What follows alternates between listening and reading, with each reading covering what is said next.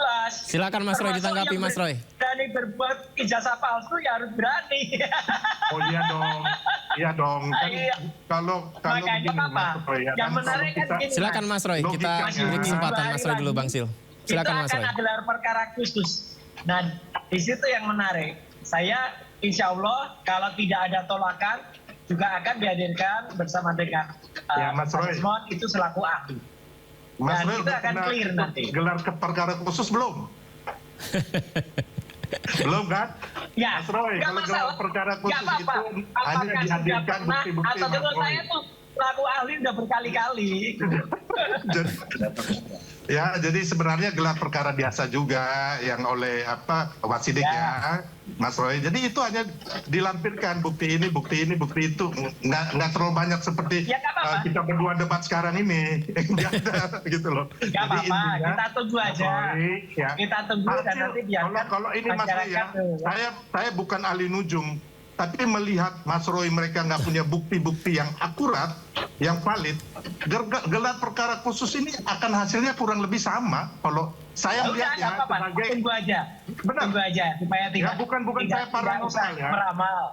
Nah, jadi bukan saya juga paranormal, tapi gelar perkara ini nantinya hasilnya kurang lebih sama. Karena apa? Sampai saat ini Mas Roy, baik pihak Mas Roy, Rismond dan kawan-kawan itu sangat membingungkan, membagongkan, dan tidak ada bukti yang valid. Contohnya, pertama ijazah itu dipalsukan sebelum tahun 2005, ya. Terus yang kedua oleh UGM. Sekarang ijazah itu dipalsukan tahun 2012 oleh Pramuka. Ini kan?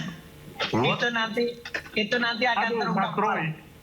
Ini dua hal yang menurut saya dari sini aja sudah jauh ya. Baik, Kenapa Bang Sil juga Mas Roy mereka bisa percayakan sidik? Saya juga penasaran nih Bang Sil, jawaban dari Mas Roy gimana soal yang barusan Bang Sil sampaikan. Mas Roy silakan Mas Roy.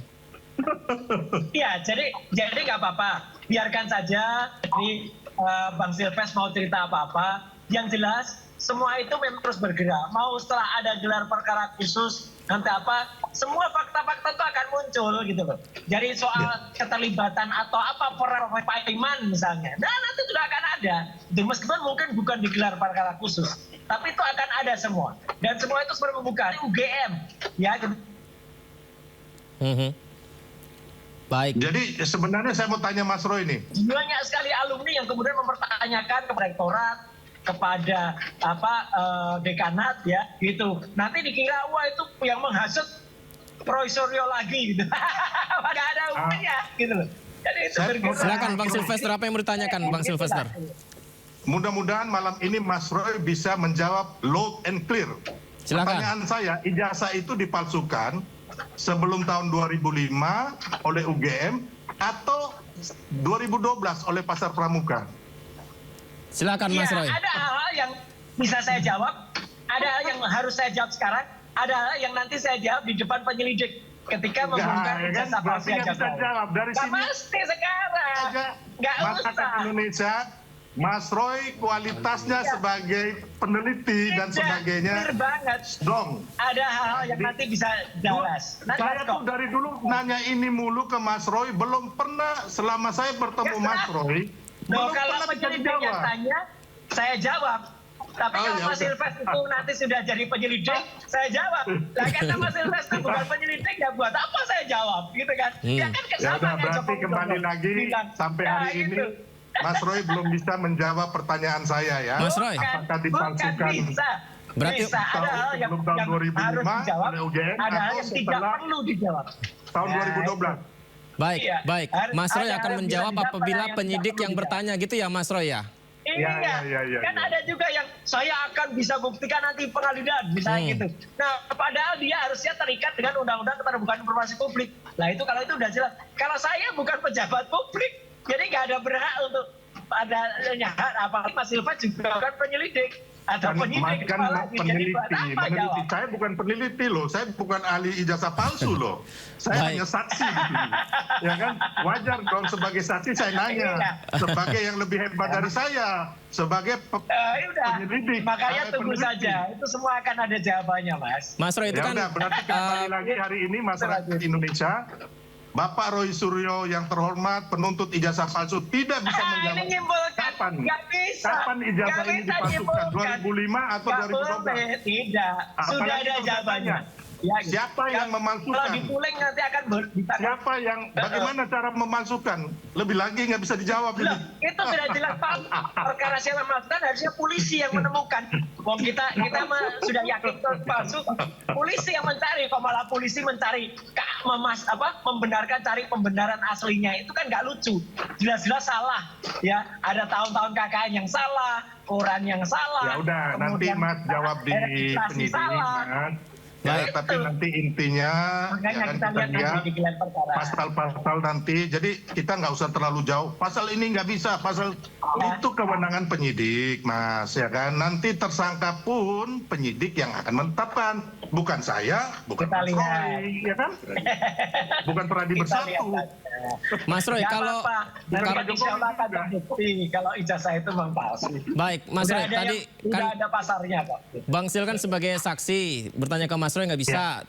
Yang harus bisa menjawab adalah pertanyaan dari penyidik gitu ya Mas Roy. Kalau saya presenter Oh, boleh iya. nggak nanya itu Mas Roy? Kenapa? Kalau saya sebagai presenter boleh nggak nanya itu Mas Roy? Dugaan bikin palsunya di mana kalau gitu? Kalau itu sebagai lidik saya jawab.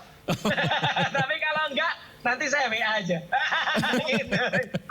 Jadi Mas Roy, ini malaikat tanya pun, jangankan kita presenter atau saya sebagai saksi ya pelapor, malaikat tanya pun nggak mau dijawab ini, Mas Roy. Loh, bukan.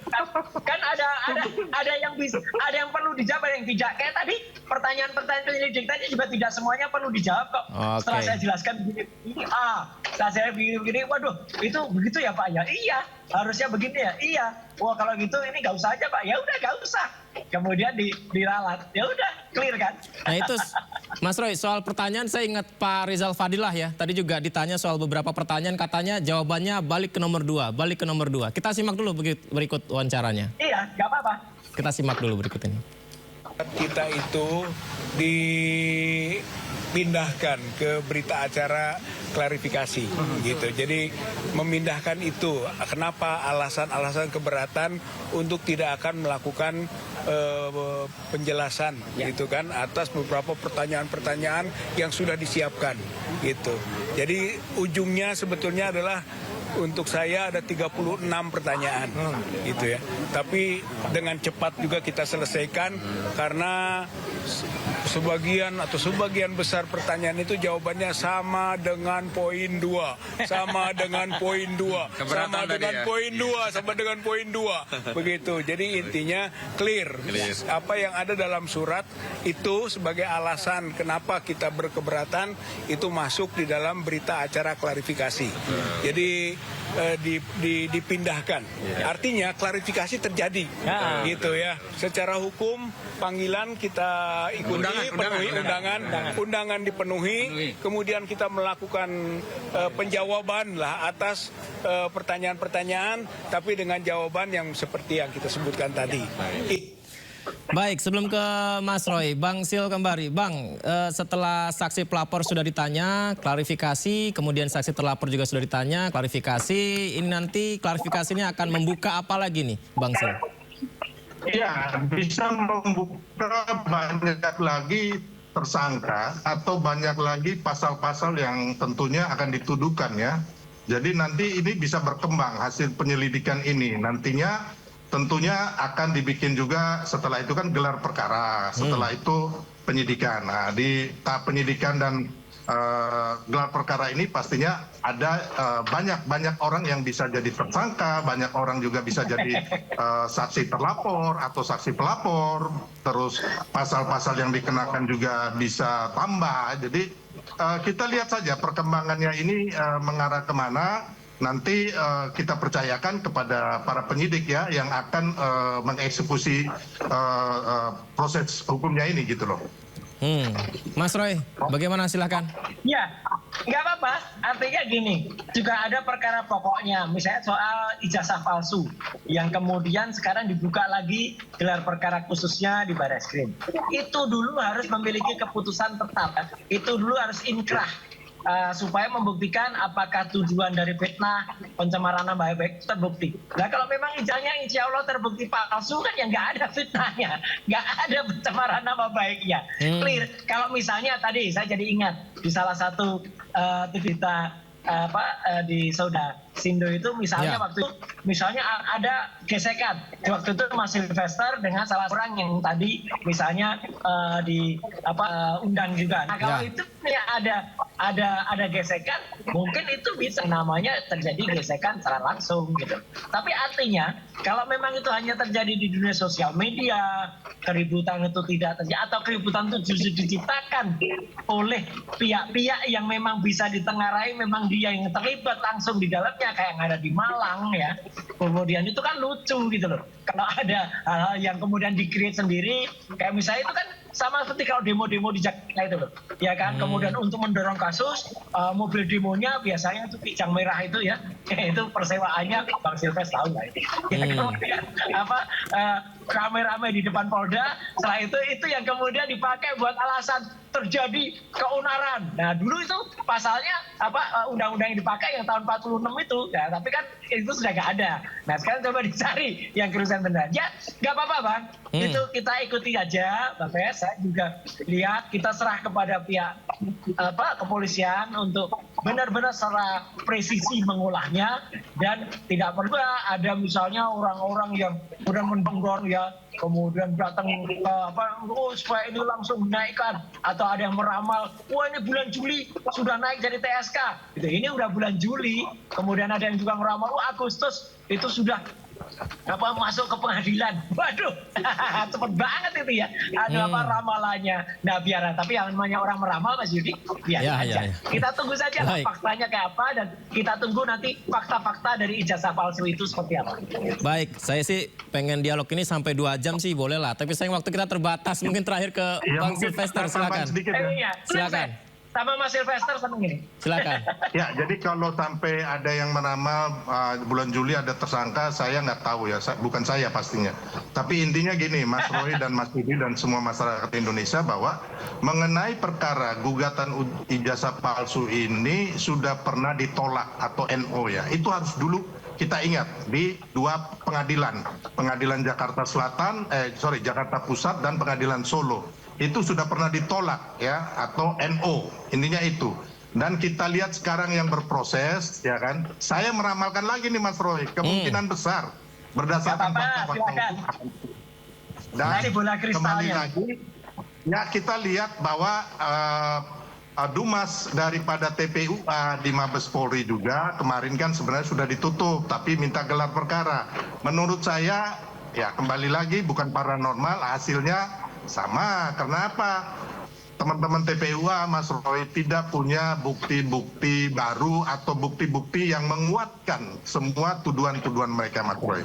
Jadi intinya kalau yang saya lihat saat ini, memang Mas Roy dan kawan-kawan itu benar-benar harus menghadapi pelaporan dari Pak Jokowi di Polda Metro Jaya, dan juga teman-teman relawan dan teman-teman pengacara juga sekarang ini yang tarik di Polda Metro Jaya. Karena gini Mas Roy, saya tuh udah berapa kali ya, teman-teman waktu gugatan 0103 itu pengacaranya hebat-hebat, KO juga Mas Roy. Aku nggak mau ini KO lagi, saya nggak mau ketawa sampai gigi-gigi tangan. Saya kan nggak ikut 01, 02, 03 kan nggak ikut. Jadi intinya cari bukti-bukti aja, bukan pengacara hebat yang bisa membebaskan Mas Roy dan teman-teman dari jeratan hukum. Amin. Saya mau ngomong Mas Roy, kemarin saya ketemulah pengacara teman-teman Mas Roy. Waduh, kalau saya buka mereka bilang, aduh Bang, kami udah di bibir jurang ini. Waduh. Udah pada kalut semuanya. Tapi itulah, itu yang dikatakan nggak usah mereka ya. bicarain yang nggak ada, nanti gibah. Ya udah, nanti kan Oke. saya Jokowi juga bersiap menghadapi ijazah. Mas Roy, teman-teman saya semua itu pengacara-pengacara itu. Iya. Gitu loh. Ya kita di sini semua teman juga Bang Sil. Mas Roy, Bang Sil, makasih ya. Aduh waktu kita sudah 20-20 nih sayang. Nanti semoga kita bisa dialog lagi ya. Terima kasih banyak. Salam buat keluarga, makasih. Selamat malam. Assalamualaikum. Salam. Malam Mas Yudi.